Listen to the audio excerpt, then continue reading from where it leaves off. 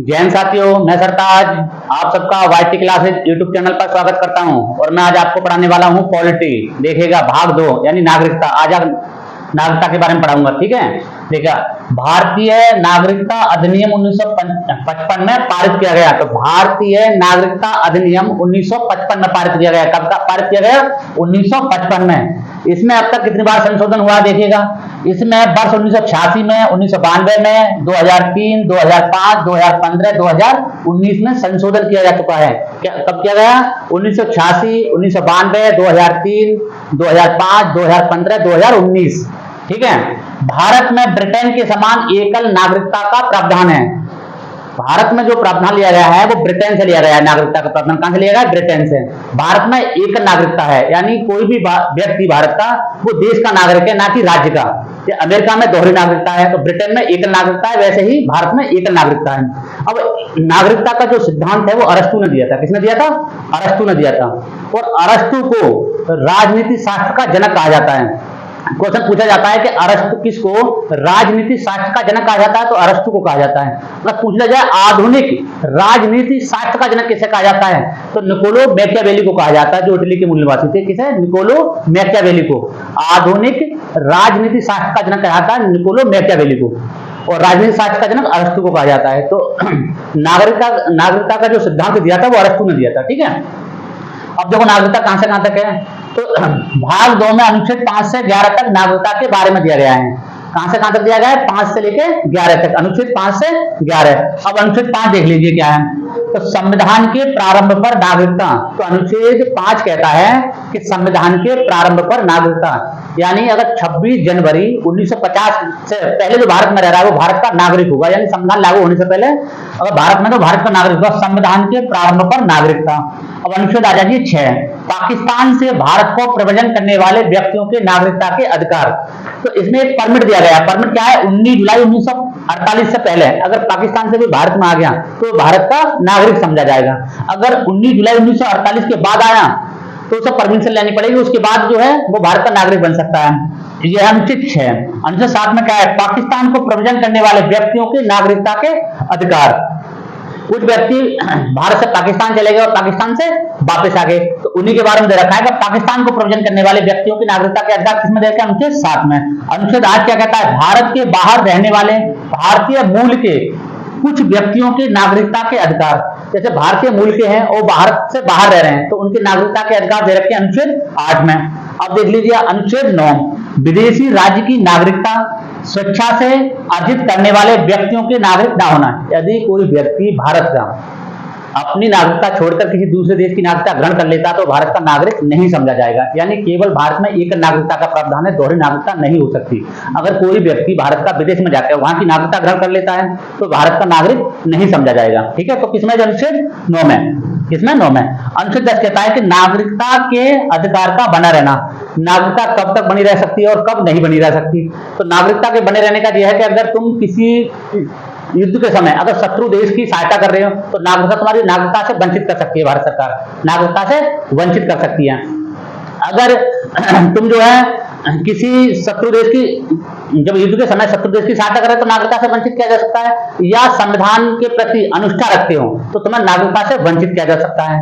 और अगर तुम पागल दिवालिया हो गए तो भी नागरिकता से वंचित किया जा सकता है। तो अनुच्छेद 10 में नागरिकता के अधिकार का बना नहीं रहा, नागरिकता बनी रहेगी, ऐसे ही नहीं छीनी जाएगी। मतलब इसका प्रावधान संसद द्वारा संसद कर सकती है। क्या आ गया? अनुच्छेद 11, संसद द्वारा नागरिकता के अधिकार का विधि द्वारा विनिमय किया जाना। यानी संसद नागरिकता से संबंधित जो प्रावधान है वो अनुच्छेद 11 के अनुसार संसद बनाएगी। नागरिकता के जो प्रावधान क्या बनाएगी? संसद बनाएगी। अब नागरिकता कितने तरीका से हम प्राप्त कर सकते हैं? तो नागरिकता हम 5 तरीका से प्राप्त की जा सकती है। जन्म के आधार पर, वंश के आधार पर, पंजीकरण के आधार पर, देशीकरण के आधार पर और भूमि अर्जित भूभाग द्वारा। अब देखिएगा आगे, ये तो आपने नोट कर लिया होगा, आगे देखिएगा मैं बताता हूं। तो नागरिकता को हम 5 प्रकार से ग्रहण कर सकते हैं। कौन कौन से? नंबर 1 जन्म के द्वारा, जन्म से, बाय बर्थ। नंबर 1 जन्म से। इसमें प्रावधान दिया गया था कि पहले अगर कोई भी व्यक्ति भारत में जन्म ले लेता था तो भारत का नागरिक समझा जाता था, मगर इसमें जो है 1986 में 1986 में संशोधन किया गया। 1986 में क्या गया है, माता या पिता, माता या पिता में से कोई भी अगर भारत का नागरिक है तो वही वो भारत की नागरिकता मिलेगी उसे। जन्म के समय, व्यक्ति के जन्म के समय अगर माता या पिता में से कोई भारत का नागरिक है तभी उसे नागरिकता मिलेगी, ये जन्म से है। किसमें संशोधन कब किया गया था, 1986। दूसरे नंबर पर आ जाओ, वंश के आधार पर। किसके आधार पर, वंश के आधार पर। अब देखो वंश में क्या है, वंश में है कि जैसे कि हमें नागरिकता अपने पिताजी के वंशज है हम, तो हमें नागरिकता पिताजी की उसको मिली है, हमारे पिताजी को हमारे दादाजी के अनुसार मिली है। तो ये वंश के आधार पर जो परंपरागत रूप से चली आ रही है।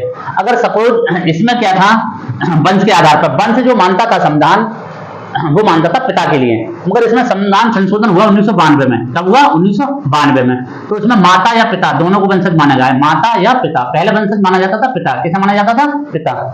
जैसे कि अब सानिया मिर्जा है, सानिया मिर्जा जो है पाकिस्तान से शादी करी है, सानिया मिर्जा ने सोई मलिक से। अगर उसका बच्चा जो होता है अगर वो नागरिकता लेना चाहे भारत की, तो माता के आधार पर उसे भारत की नागरिकता मिल जाएगी, या वंश के आधार पर। क्योंकि नागरिकता अभी जो सानिया मिर्जा है वो भारत की नागरिक है, क्योंकि उसने पाकिस्तान की नागरिकता ग्रहण नहीं करी। इसलिए अगर वंश के आधार पर वो नागरिकता लेनी चाहे उसका बच्चा, तो माता के वंश के आधार पर उसे नागरिकता मिल जाएगी। किसके द्वारा, यानी वंश के आधार पर। अगला क्या है, पंजीकरण के द्वारा। पंजीकरण के द्वारा, पंजीकरण के नागरिकता के प्रावधान क्या है देखिएगा।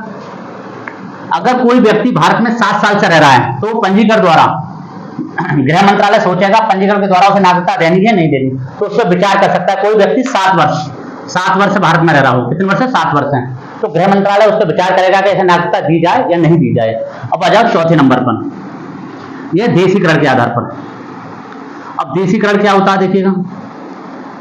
देशीकरण में अलग अलग प्रावधान है, जैसे कि वो व्यक्ति कला के क्षेत्र में जानता हो, कला, विज्ञान या साहित्य, तो इसे 10 वर्ष का समय दे रखा है। और एक भारत की एक भाषा भी आती है उसमें, एक भाषा का कहता हूं। देखो देशीकरण में दे रखा है कि कोई भी व्यक्ति 10 साल से भारत में रह रहा है, कला में निपुण है, विज्ञान में निपुण है या साहित्य में है, तो भारत का नागरिक भारत का नागरिकता मिल सकती है उसे। किसके द्वारा, देशीकरण के द्वारा। जैसे कि अदनान सामी, पाकिस्तानी गायक कलाकार है अदनान सामी, तो उन्हें जो नागरिकता दी गई है तो वो कला के आधार में मिली है, इसके आधार में मिली है। और वो एक भाषा के ज्ञाता भी हैं। ज्ञाता मतलब एक भाषा को जानते हैं अच्छी तरीके से। भारत की एक भाषा अच्छी तरीके से उसको आनी चाहिए, और भारत में 10 वर्ष। तो देखो पंजीकरण के आधार पर 7 वर्ष है, देशीकरण के आधार पर 10 वर्ष है, इतना ध्यान रखना। और आगे देखो, भूमि अर्जित भूभाग द्वारा। भूमि अर्जित भूभाग द्वारा, जैसे कि सिक्किम के जो निवासी थे सब भारत के नागरिक हो गए थे, क्योंकि भूमि जब सिक्किम को भारत में मिला लिया, भूमि अर्जित भाग द्वारा, ये पांचवा प्रकार है, ठीक है। जैसे सिक्किम के निवासियों को मिला था नागरिकता, मिली सिक्किम कब, 16 मई 1975, ये मैंने पहले पढ़ा रखा आपके लिए। अब जो सिक्किम के नागरिक थे, वो भारत के नागरिक स्वतः हो गए, क्योंकि भूमि अर्जित भूभाग द्वारा जब सिक्किम को अपने भारत में मिला लिया तो भारत में के नागरिक हो गए सभी। तो ये नागरिकता के प्रावधान हो गए। नागरिकता हम क्या प्रकार से प्राप्त कर सकते हैं, 5 तरीका से। किससे, जन्म के आधार पर, वंश के आधार पर, पंजीकरण के आधार पर, देशीकरण के आधार पर, भूमि अर्जित भूभाग द्वारा। तो अब क्वेश्चन पूछा जाएगा कि नागरिकता संबंधी प्रावधान किसमें है, अनुच्छेद भाग 2 और अनुच्छेद 5 से 11 तक। अनुच्छेद 5 से 11 तक नागरिकता का सिद्धांत किसने प्रतिपादित किया था, अरस्तु ने। अरस्तु को राजनीति शास्त्र का जनक कहा जाता है। निकोलो मैकियावेली को आधुनिक राजनीति शास्त्र का जनक कहा जाता है। अगर पूछा जाए कि संसद किस अनुच्छेद के अंतर्गत नागरिकता संबंधी प्रावधान कर सकते हैं, कानून बना सकती है, तो अनुच्छेद 11 के अंतर्गत। अनुच्छेद 11 के अंतर्गत। अगर कोई भी व्यक्ति भारत का नागरिक है, अगर वो दूसरे देश की नागरिकता ग्रहण कर लेता है, तो किस अनुच्छेद के द्वारा उसकी नागरिकता समाप्त हो जाएगी, अनुच्छेद 9 के द्वारा। अनुच्छेद 9 के द्वारा।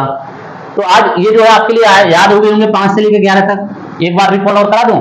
नंबर अनुच्छेद 5। अनुच्छेद 5 में कहता है, अनुच्छेद 5 क्या कहता है कि संविधान के प्रारंभ पर नागरिकता। अनुच्छेद 6 कहता है कि भारत से पाकिस्तान को प्रव्रजन करने वाले, पाकिस्तान से भारत को प्रव्रजन करने वाले व्यक्तियों की नागरिकता के अधिकार। और अनुच्छेद 7 कहता है कि पाकिस्तान को प्रव्रजन करने वाले व्यक्तियों की नागरिकता के अधिकार। अनुच्छेद 8 कहता है कि भारतीय मूल के व्यक्तियों के, तो भारत के मूल के व्यक्ति जो भारत से बाहर रहते हैं उनकी नागरिकता के अधिकार 8 में है। अगर कोई व्यक्ति, अनुच्छेद 9 कहता है कि कोई भी व्यक्ति अगर भारत का नागरिक है, अगर वो दूसरे देश की नागरिकता ग्रहण कर लेता है तो भारत का नागरिक नहीं समझा जाएगा, यानी भारतीय नागरिकता उसकी खत्म हो जाएगी, समाप्त हो जाएगी। अनुच्छेद 10 कहता है कि भारतीय नागरिकता कब तक बनी रहेगी, तो उसमें प्रावधान दे रखे हैं कि कौन सी कंडीशन है बनी रहेगी। अगर तुम गलत काम करते तो नागरिकता खत्म कर दी जाएगी। तो इसका समापन 3 तरीका से किया जा सकता है। एक तो वो प्रत्याग खुद करना चाहे, एक वंचित द्वारा, एक उसके बर्खास्तगी द्वारा, ठीक है, ये इतने याद रख लेना है, इसके बारे में मैंने बता दिया। और भारत में कैसी नागरिकता, भारत में एक नागरिकता है, भारत में दोहरी नागरिकता नहीं है, कोई भी व्यक्ति भारत का वो केवल देश का नागरिक है, ना कि राज्य का। और अमेरिका में दोहरी नागरिकता है। तो भारत में नागरिकता का प्रावधान कहां से लिया गया है, ब्रिटेन से लिया गया है। कहां से लिया गया है, ब्रिटेन में लिखवा दिया था आपको, ठीक है। इसमें संशोधन कब किए गए थे, तो 1986 में किया गया संशोधन, 1986, 1992, 2003, 2003, 2005, 2015 और 2019 में, ठीक है, बस इतना ही।